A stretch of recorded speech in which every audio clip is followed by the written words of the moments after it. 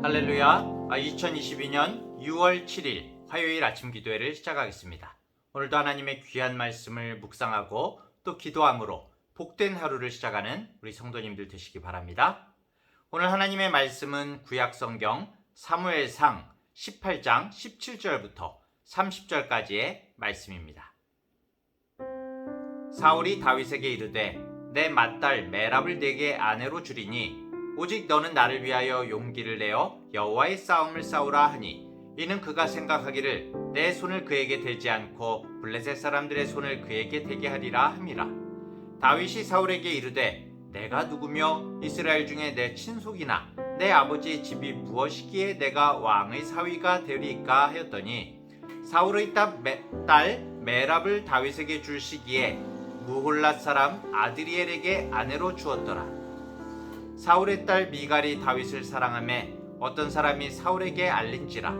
사울이 그 일을 좋게 여겨 스스로 이르되 내가 딸을 그에게 주어서 그에게 올무가 되게 하고 블레셋 사람들의 손으로 그를 치게 하리라 하고 이에 사울이 다윗에게 이르되 네가 오늘 다시 내 사위가 되리라 하니라. 사울이 그의 신하들에게 명령하되 너희는 다윗에게 비밀히 말하여 이르기를 보라 왕이 너를 기뻐하시고 모든 신하도 너를 사랑하나니 그런즉 네가 왕의 사위가 되는 것이 가니라 하라. 사울의 신하들이 이 말을 다윗의 귀에 전하매 다윗이 이르되 왕의 사위 되는 것을 너희는 작은 일로 보느냐 나는 가난하고 천한 사람이라 한지라. 사울의 신하들이 사울에게 말하여 이르되 다윗이 이러이러하게 말하더이다 하니 사울이 이르되 너희는 다윗에게 이같이 말하기를 왕이 아무것도 원하지 아니하고 다만 왕의 원수의 보복으로 블레셋 사람들의 포피 100개를 원하신다 하라 하였으니 이는 사울의 생각에 다윗을 블레셋 사람들의 손에 죽게 하리라 함이라.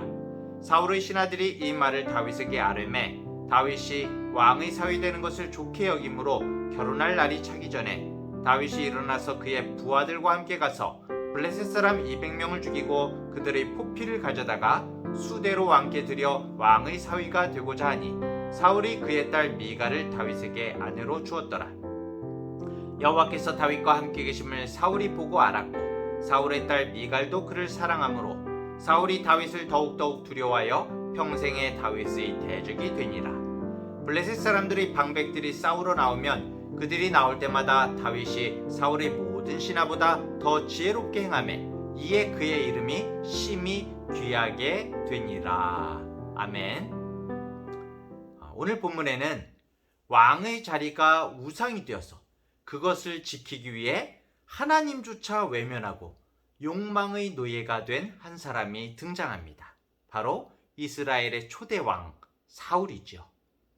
사울은 준수한 외모와 피지컬 그리고 무엇보다도 겸손한 모습으로 삶 가운데 하나님의 동행이 드러났던 하나님이 세우신 왕이었습니다. 처음엔 그랬죠.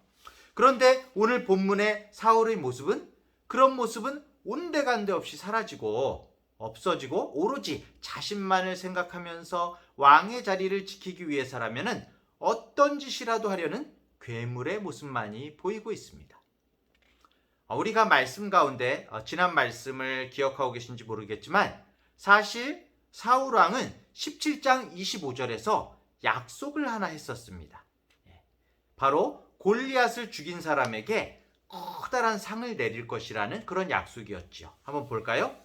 이스라엘 사람들이 이르되 너희가 이 올라온 사람을 보았느냐? 참으로 이스라엘을 모욕하러 왔도다. 그를 죽이는 사람은 왕이 많은 재물로 부하게 하고 그의 딸을 그에게 주고 그 아버지의 집을 이스라엘 중에서 세금을 면제하게 하시리라. 이렇게 말하고 있습니다. 사울이 직접 말한 부분은 아니지만 모든 병사들이 그렇게 알고 있었다는 것은 사울 왕이 모든 병사들에게 공표했다는 거죠. 골리앗을 물리치면은 많은 재물을 주고 사위로 삼겠다고 이 약속을 공표했다는 것입니다. 하지만 사울 왕은 이 약속을 지키지 않았습니다.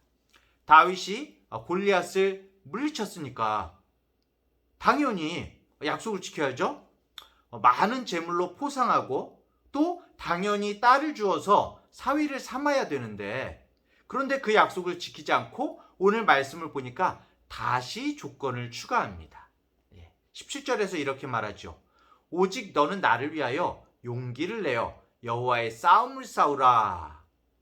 그러면 딸과 결혼하게 하겠다. 이 말은 여호와의 싸움이라는 말이 등장해서 굉장히 경건하고 정당한 것 같지만 사실은 뭡니까?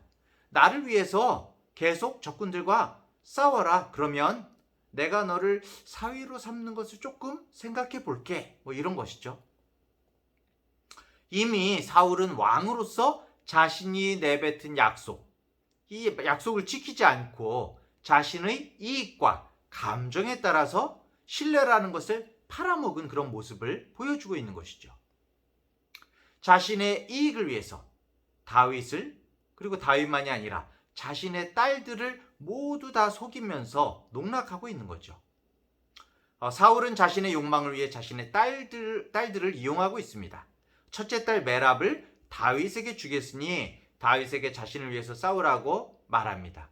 그러면서 자신의 이익에 따라서 또 그 약속을 흐지부지 지키지 않으면서 첫째 딸을 다른 사람에게 주죠.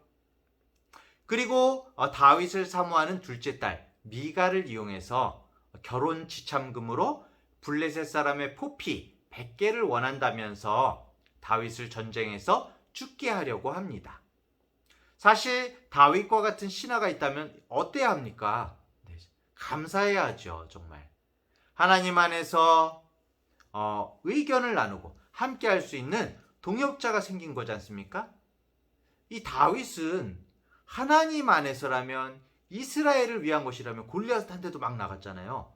이스라엘을 위한 것이라면 누구보다 먼저 달려가서 싸울 용사였고 신실한 사람이었습니다.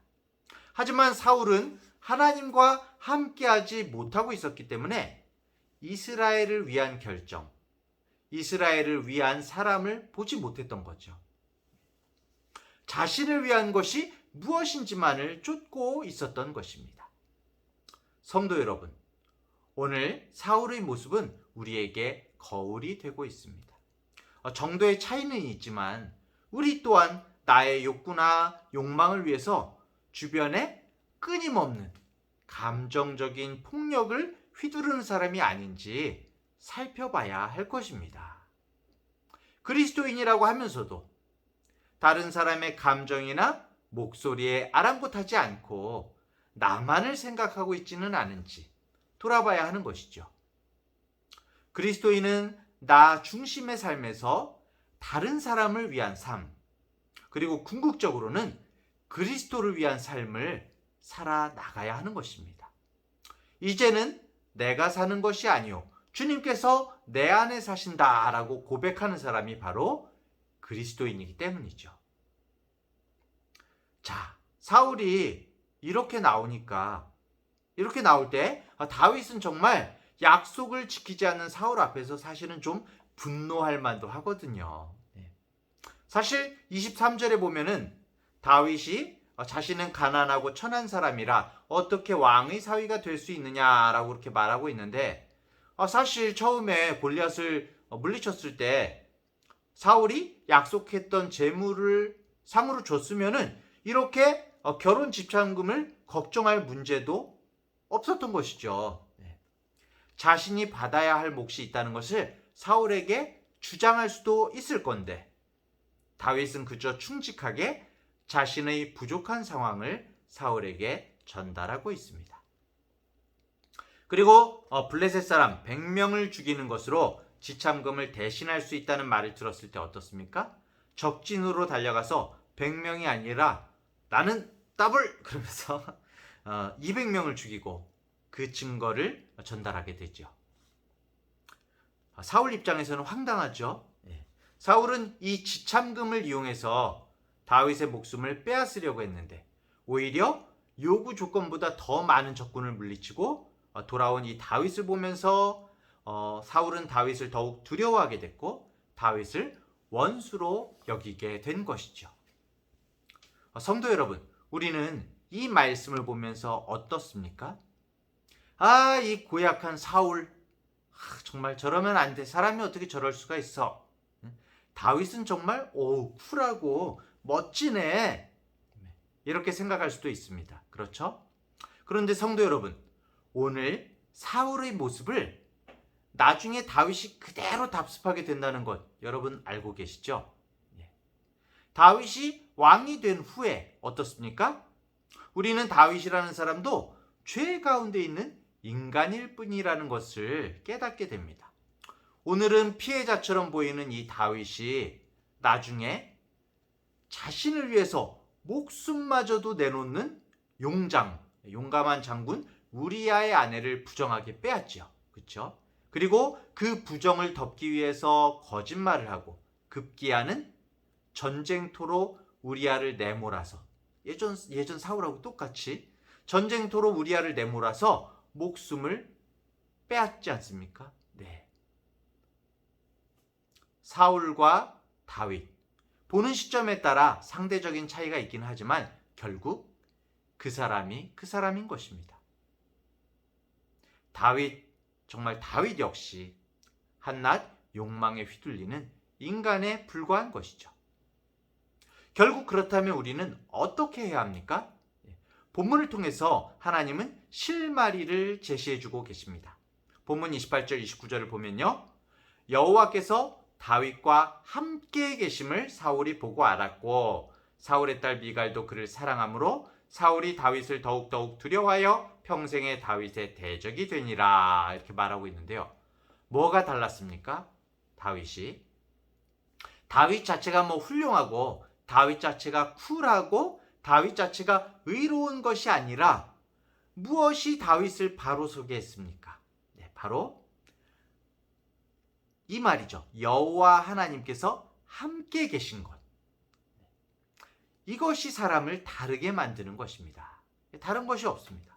하나님을 마음 가운데 모시고 하나님을 의식하면서 날마다 하나님과 동행하는 사람만이 자신을 지킬 수가 있고 온전한 삶을 살 수가 있는 것입니다.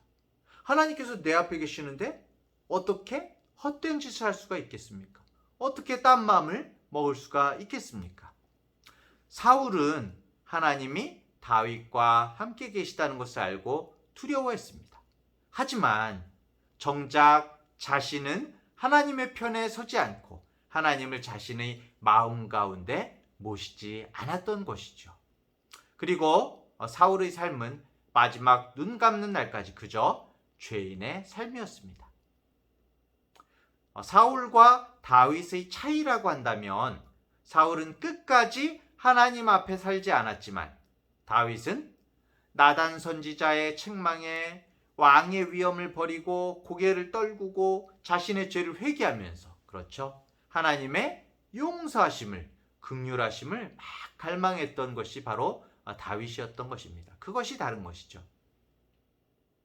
사랑하는 대학교의 성도 여러분, 우리는 모두 죄인입니다.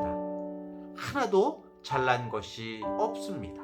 다만 우리가 제대로 서 있는 것은 모두가 주의 은혜인 것입니다. 하나님께서 순간순간 우리를 붙들어 주시기 때문에 우리는 그리스도인으로서 제대로 서 있을 수가 있는 것입니다. 하나님의 은혜와 긍휼로 우리 모두는 아버지 하나님의 자녀가 되었습니다. 우리에게서 시작된 구원과 은혜가 아니기 때문에 오늘도 우리는 그분 앞에 하나님 앞으로 나아가야 하는 것이죠. 그리고 그분의 눈을 가지고 세상을 바라보며 주님의 눈을 가지고 세상을 바라보며 주님의 마음을 세상에 흘려보내야 하는 것입니다. 오늘도 주님 앞에 엎드려서 주님의 긍휼과 은혜를 잊지 않는 그리스도인의 삶을 사는 우리 성도님들 되시기를 간절히 축원합니다. 기도하겠습니다. 하나님 아버지의 독생자 예수 그리스도를 통해 새 생명을 주셨음을 이 아침 다시 한번 마음 가운데 새기고 곱씹어 봅니다. 감사와 감격이 언제 사라졌는지 나 자신도 자각하지 못하는 사이 우리는 괴물이 되어가고 있는 것 같습니다. 주님, 지금 이 순간 하나님 앞에 나가 은혜를 구합니다. 모든 것이 주님으로부터 비롯되었으니 불쌍히 여기시고 저희들이 주님의 은혜를 잊지 않도록 도와주시옵소서.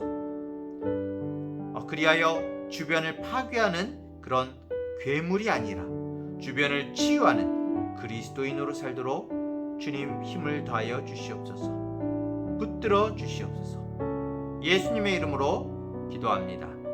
아멘.